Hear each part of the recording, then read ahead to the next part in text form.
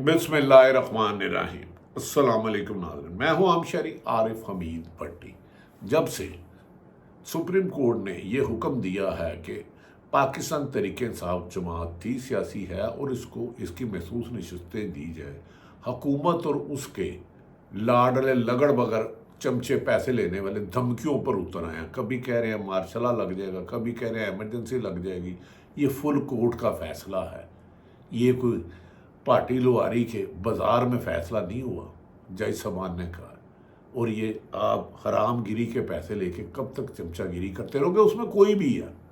खैर नाज़रीन, मौजूदा हुकूमत के हाथ पांव फूल चुके हैं। इमरान खान ने ठीक कहा था, मैं जेल में जाके ख़तरनाक होऊंगा, मैं इन्हें रुलाऊंगा। हुकूमत का वज़ीर आज़म से लेके हर शख्स रो रहा है कि आज हुकूमत गई कल गई, क्योंकि इन्हें पता है चोरी के मैंडेट से आई है। और अब अपनी जालसाजी करने के लिए 4 ढाक जज रखने का शोशा छोड़ा है। कभी जमात तहरीक इंसाफ पर बैन, जिसकी 80% है सीटें, 80% वोट मिला है। पाकिस्तान की तारीख में सबसे ज़्यादा वोट मिला है। जो 11 माह जेल में रह के एक दफ़ा भी अस्पताल जाने की बात नहीं करता। कभी ना मुशर्रफ से डील की, ना इन्होंने बाजवा से डील की।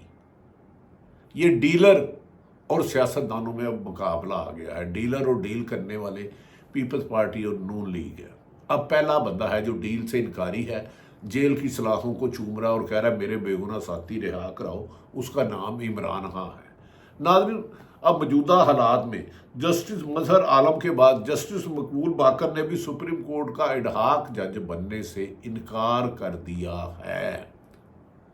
बाज़ लोगों का इसमें कहना है कि वो कोई भी सियासत बड़ा जज किसी भी गंदगी का हिस्सा नहीं बनेगा। ये क्रेडिबल लोग हैं, इन्हें अपने मुफाद के लिए इस्तेमाल करना मुमकिन नहीं। सुप्रीम कोर्ट में एडहॉक जज की तैनाती के लिए जुडिशल कमीशन का इजलास होना था। जस्टिस रिटायर्ड सरदार तारक मसूद, ये तो बड़े मशहूर आदमी हैं, और मिस्टर जस्टिस मजहर आलम मियाँ खेत ने सुप्रीम कोर्ट में बतौर एडहॉक जज तैनाती पर सुना है कि रजामंदी का इजहार कर लिया है। यार, सुप्रीम कोर्ट का जज बहुत बड़ी चीज़ होती है, इसके ऊपर अल्लाह की अदालत है। सारी उम्र आपने वकालत की, जजी की, अब एडहॉक जज आने की क्या ज़रूरत है, जबकि सुप्रीम कोर्ट में तादाद भी पूरी है। अब हसनात मलक के मुताबिक फ़ाइद ईसा को एक्सटेंशन देना मुमकिन नहीं रहा, इन्हें रिटायर होना ही होगा। अक्सरियत भी खो चुके हैं और आइन भी इसकी इजाज़त नहीं देता जजों को एक्सटेंशन की। नाज़रीन, पाकिस्तान तहरीक इंसाफ ने सुप्रीम कोर्ट में 4 एडहॉक जजों की तैनाती की मुखालफत कर दी है, और इसके अलावा दीगर जमातों ने भी सख्त मुखालफत की है कि मुल्क में जबर का कानून अब बंद किया जाए। PTI ने एडहॉक जजों के मामले में supreme court council judicial council को खत भी लिखने का ऐलान कर दिया है, जिसमें हक़ाइक़ बयान किए जाएंगे कि वो एक शख्स को एक्सटेंशन देने के लिए अदालत जजों की तादाद पूरी होने के बावजूद क्या सलूक किया जा रहा है। आज अगर सुप्रीम जुडिशल कमीशन के इजलास में 2 जजों की तैनाती की मंजूरी हो जाती है तो मज़ीद 2 जजों के रास्ता बनाने की कोशिश की जाएगी। पाकिस्तान इस एडहॉक जज पर पाकिस्तान बार, सुप्रीम कोर्ट, तमाम भारत ने मुखालफत किया, मासवाए एक वो जो वज़ीर कानून जो हमेशा कानून से उलट चलते हैं। मोहतरम मेरे भाई हैं, पाकिस्तान बार कौंसल में जो धड़ा चंद साथी आदम नज़ीर ताड़र के हमायत याफ्ता हैं, उन्होंने तो आइन में तरमीम करके अलहदा आइनी अदालत कायम करने की सिफारिश कर दी है। क्या करते हो यार, हम लोग तो अब वकला के पास जाते हैं। एक हुकूमत की हवस और लालच के लिए मौजूदा हुकूमत कितनी गिर गई है कि इसे अपना वजन ही बोझ लगता है। इसीलिए कभी 80% लोगों को पाबंदी लगाना चाहते हैं, कभी इमरान खान को मारने की बातें करते हैं, कभी उसे माइनस करने की कोशिश करते हैं, जिसको चाहते हैं अगवा कर लेते हैं, तशद्दुद करते हैं, जुल्म करते हैं। लातदात मुकदमा दर्ज कर लिए, औरतों बच्चों को उठाया गया।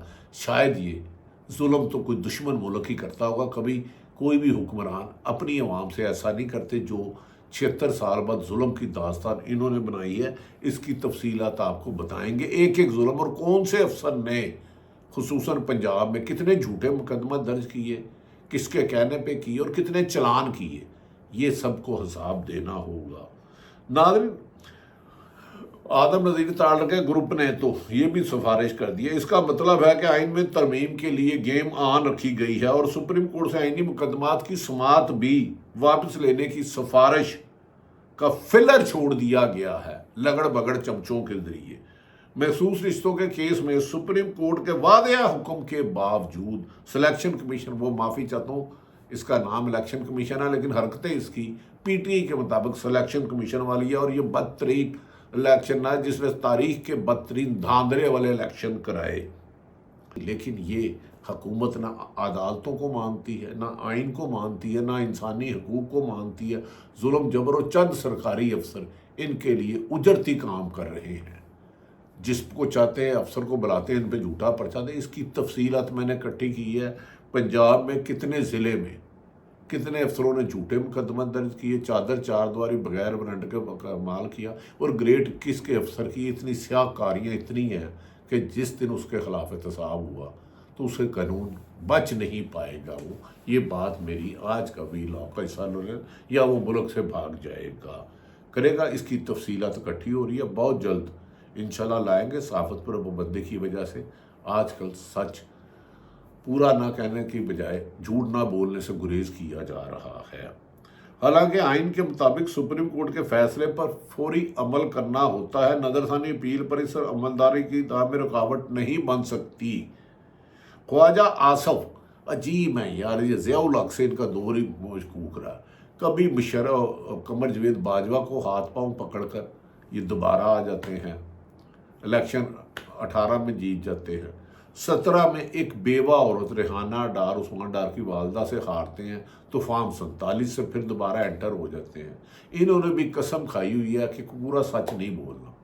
हमारा एक दोस्त है, उसका कहना है कि उसकी ख्वाहिश है ज़िंदगी में कभी अपनी वो ख्वाजा आसफ को पूरा सच बोलता देखे, और हमारे दूसरे दोस्त ने उसको कहा तेरी ये ख्वाहिश ज़िंदगी में पूरी नहीं हो सकती। खैर ख्वाजा साहब काबिल एहतराम है। उन्होंने ख्वाजा आसफ ने ये इतराफ़ किया है कि अक्टूबर इलेक्शन में धांधली के केसेस में सुप्रीम कोर्ट में लगने की बातें हो रही हैं। अभी अक्टूबर आया नहीं, लगने की बातें हो रही हैं, यानी कि जब एक्सटेंशन वाले साहब नहीं रहेंगे और एक फॉर्म 47 और 45 वाला केस खुल गया तो फिर कई तख्त गुछाले जाएंगे, ताज गिराए जाएंगे। किन्होंने फॉर्म 47 जाली बनाया और किसने मदद की, सारे कानून की गिरफ्त में आएंगे और उस दिन पाकिस्तान तरक्की के रास्ते पर इंशाअल्लाह ताला गामजन होगा। ख्वाजा आसफ और उनकी जमात को डर है कि एक बार इलेक्शन में धांधली के केसेस लग गए तो हुकूमत बचने का कोई चांस दूर दूर तक नहीं है, और इसके लिए कई आरोप उन्हें तहफ़्फ़ुज़ दिया जाए तो वो पूरे बयानात और तफसीलात बनाने के लिए और सुल्तानी गवाह बनने के लिए तैयार है। कई आरोप है, उसे तो मैं मिल चुका हूँ। नवाज शरीफ का आरोप कौन था, मरीम नवाज का कौन था, इन दोनों से मिले और उसके बाद काफ़ी हकीकत आप तक यहाँ हो जाएगी। लेकिन उन्हें पता है मुल्क में बनाना रिपब्लिक को उठा के ले जाएगा, मारेगा, झूठी वीडियो बनवा देगा, और दूसरी जगह अजीम भी मान जाएंगे और कायदे आज़म का कत्ल भी मान जाएंगे। या अल्लाह इस मुल्क में पुलिस और इंतज़ामिया को जो गैर आइनी काम करते हैं एक दफ़ा तो इन्हें आईना दिखा दे, सजा दिला दे, ताकि जुल्म का बाजार तो बंद हो। नाज़रीन, मैं ये छोटी छोटी बातों में आपको एक रेफरेंस दे रहा हूँ, खबरों की तरफ ही हम रहेंगे। उन्होंने कहा हुकूमत बचने का नून लीग का कोई चांस नहीं है। अगर खुल गया माशी तौर पर नज़र रखने वाले आलमी इदारे फिज ने पेश गोई की है कि मौजूदा हुकूमत 18 माह से ज़्यादा नहीं चल सकती। इन्होंने इकॉनमी को ज़मीन बोझ कर दिया और दिवालिया के करीब कर दिया। इस महंगाई के दौर में नामुमकिन है ये हुकूमत चले, और वो भी जाली फॉर्म 47 की 18 माह के बाद फिलर जो छोड़ा गया है, फिलर छोड़ा गया। मैं ये नहीं कहता इसमें हकीकत है कि नहीं, 18 माह के बाद टेक्नोग्रेड सेटअप आ सकता है, नहीं टेक्नोग्रेड आए या सियासी, जब तक दयानतदार, मुहिब्बे वतन और करप्शन को दुश्मन समझने वाले और इस मुल्क को अपना वतन समझने वाले काम नहीं करेंगे उस वक्त तक बेहतरी नहीं आएगी। 50 रुपये वाली चोरी पे पर्चा हो जाता है और अरबों रुपये टैक्स चोरी करने वालों को बाज़ कमरों में बुला के वो कुरान उठाते हैं कि मीडिया आपका गुलाम रहेगा, सिर्फ हमारी टैक्स चोरी ना पकड़ो। ये चोर भी गिरफ्त में आएंगे अगर अल्लाह है, और अल्लाह यकीनन है।